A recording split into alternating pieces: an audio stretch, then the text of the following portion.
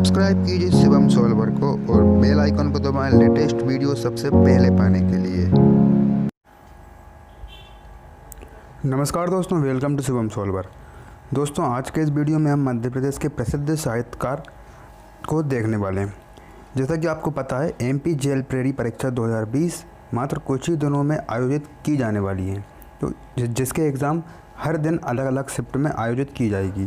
तो ये ऐसा टॉपिक है जिससे अक्सर एग्ज़ाम में 1 से 2 नंबर के क्वेश्चन पूछे ही जाते हैं। तो इस वीडियो को आप एंड तक ज़रूर देखें, जिससे आपको आपके नंबर गेन करने में थोड़ा सा बूस्ट मिलेगा। ठीक है, तो चलिए शुरू करते हैं और कम समय में अच्छे से रिवीजन कर लेते हैं। ठीक है, तो आगे हम देखते हैं प्राचीन काल के साहित्यकार, आधुनिक काल के साहित्यकार, ये सब हम इस वीडियो में कवर करने वाले हैं। ठीक है, तो सबसे पहले हम देखते हैं प्राचीन काल के साहित्यकार। तो जैसा कि आपको पता है, कालिदास, भर्तृहरि, भवभूति और बाणभट्ट, ये जो 4 साहित्यकार हैं, ये प्राचीन काल के साहित्यकार माने जाते हैं। ठीक है, हिंदी साहित्य में। ठीक है, नेक्स्ट हम बात करते हैं मध्यकाल के साहित्यकार। तो मध्यकाल के साहित्यकार में जगनेक, केशवदास, सिंगाजी, भूषण, पद्माकर, घाघ और ईसुरी, ये जो हैं वो राज्य से संबंध रखने वाले मध्यकाल के कुछ प्रमुख साहित्यकार हैं।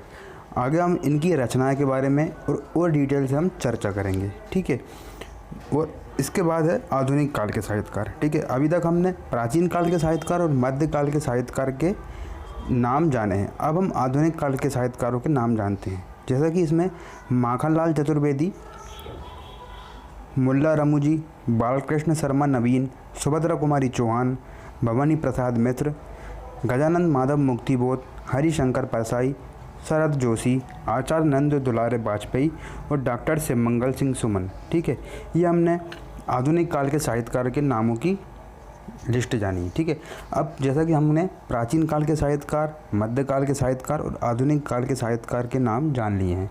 अब हम इनकी रचनाएं के बारे में जानेंगे, जो कि एग्ज़ाम में मोस्ट इम्पोर्टेंट हैं और अक्सर पूछी ही जाती हैं। ठीक है, तो कौन कौन से साहित्यकारों ने क्या क्या रचनाएं बनाई हैं, उनकी क्या प्रमुख रचना हैं, इन सब की हम यहाँ पे देखने वाले हैं। तो चलिए देखते हैं। जैसा कि बाणभट्ट। ठीक है, बाणभट्ट जो हैं वो प्राचीन काल के साहित्यकार में आते हैं। इनकी प्रमुख रचना है हर्षचरित और कादम्बरी। हर्षचरित और कादम्बरी। सेकंड बात करते हैं कालिदास। तो कालिदास की रचनाएं में आती हैं अभिज्ञान शाकुंतलम, अभिज्ञान शाकुंतलम, मेघदूत, कुमार संभवम, रघुवंशम, ऋतुसंहार और विक्रमोर्वशीयम। ठीक है, अभिज्ञान शाकुंतलम, मेघदूत, कुमार संभव, रघुवंशम, ऋतुसंहार और विक्रमोर्वशीयम। ठीक है, ये बाणभट्ट और कालिदास की हमने देख ली। अब आगे हम देखते हैं भर्तृहरि की। तो भर्तृहरि में श्रृंगार शतक, नीति शतक और महावीर चरित। तो अगर लास्ट में शतक लगा हुआ है तो वो भर्तृहरि की रचनाएं होती हैं। ठीक है, श्रृंगार शतक, नीति शतक और महावीर चरित, ये मेन रचना है भर्तृहरि की। अब ऐसे ही भवभूति, उत्तर रामचरित्र, मालती माधव और महावीर चरित। एग्ज़ाम में साहित्यकार देके उनकी रचनाएं पूछ ली जाती हैं, या फिर रचना के नाम देके साहित्यकारों का नाम पूछ लिया जाता है। जैसे उत्तर रामचरित्र, ये किसकी रचना है? 4 ऑप्शन दे देंगे, बाणभट्ट, कालिदास, भर्तृहरि, भवभूति। जैसा कि आपको पता ही है, आपने प्रीवियस ईयर के एग्ज़ामों के जो सेट हैं उनका विश्लेषण किया ही होगा। ठीक है, तो उत्तर रामचरित्र भवभूति की रचना है, या फिर महावीर चरित्र, ये भी भवभूति की रचना है। तो आप इन सभी रचनाओं को एक बार आप देख के जाइएगा। ठीक है, अब आगे हम देखते हैं केशवदास। तो केशवदास की रचना में से हैं रामचंद्रिका, रसिक प्रिया, बीर सिंह चरित्र, कवि प्रिया, विज्ञान गीता, रतन बावनी, जहांगीर जस चंद्रिका, नक्शिका, छंदमाला। ठीक है, एक बार और मैं रिपीट करता हूँ। रामचंद्रिका, रसिक प्रिया, बीर सिंह चरित्र, कवि प्रिया, विज्ञान गीता, रतन बावनी, जहांगीर जस चंद्रिका और नक्शिक छंदमाला, ये जो है केशवदास की रचना है। आगे हम बात करते हैं पद्माकर।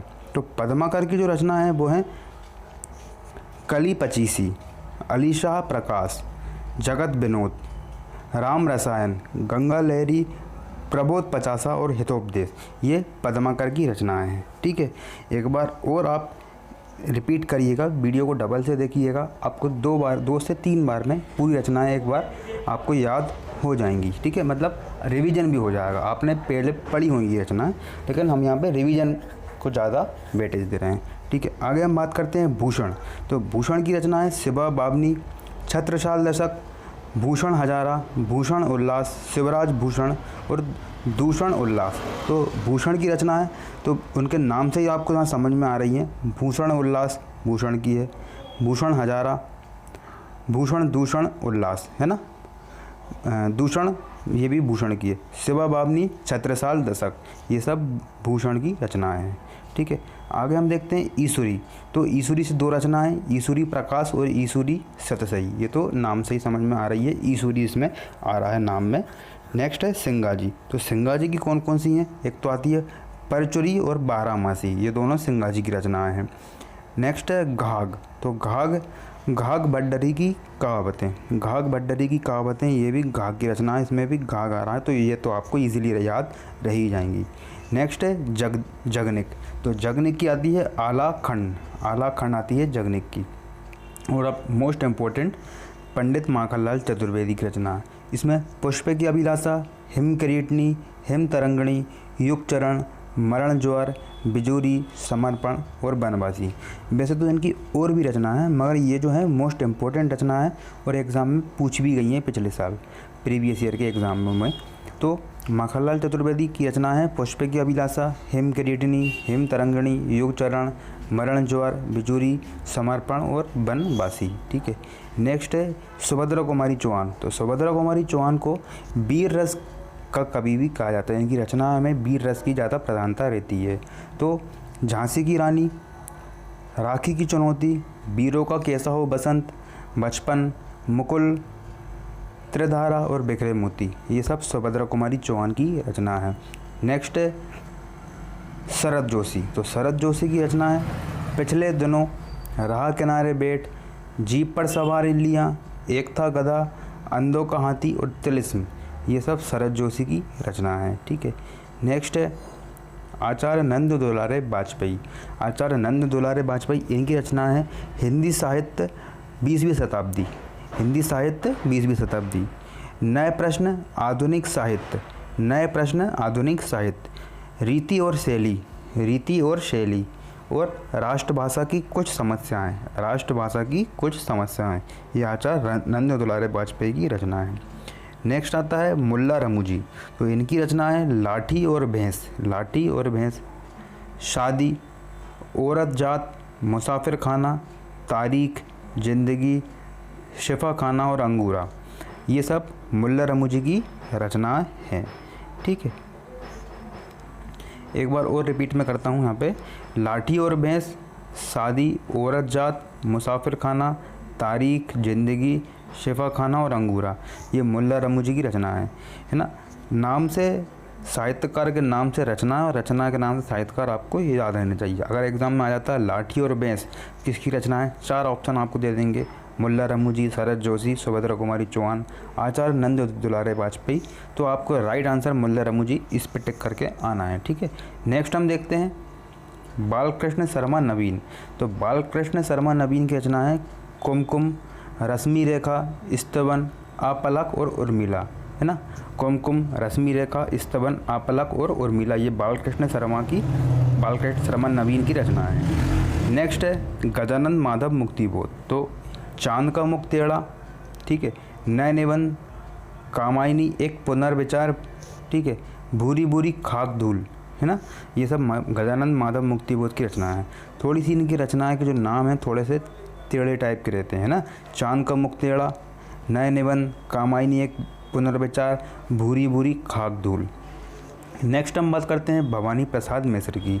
तो भवानी प्रसाद मिश्र की है गांधी पंचशती, गीत फरोश, चकित है दुख, खुशबू के शिलालेख और बुनी हुई रस्सी, ये भवानी प्रसाद मिश्र की रचना है। नेक्स्ट हम देखते हैं हरिशंकर परसाई। तो हरिशंकर परसाई की कौन कौन सी रचना है, जैसे उनके दिन फिरे, हंसते हैं रोते हैं, रानी नागपनी की कहानी, भूत के पांव पीछे और तट की खोज, है ना, ये हरिशंकर परसाई की रचना है। ठीक है, तो दोस्तों हमने यहाँ पे एमपी के प्रमुख साहित्यकार और उनकी रचनाएं हमने यहाँ पे देखी। ठीक है, तो ये सब आपको पूरी रचनाएं एक बार देख के जाना है और बिल्कुल कंठस्थ हो सके तो याद भी करके जाना है ना। तो आगे आने वाले हम वीडियो में इसी टाइप के कुछ और मोस्ट इम्पोर्टेंट वीडियो लेकर आएंगे। ठीक है, अगर आपको पसंद आता है तो आप प्लीज़ वीडियो को लाइक कर दीजिएगा और चैनल को सब्सक्राइब ज़रूर कर लीजिएगा। Thank you for watching.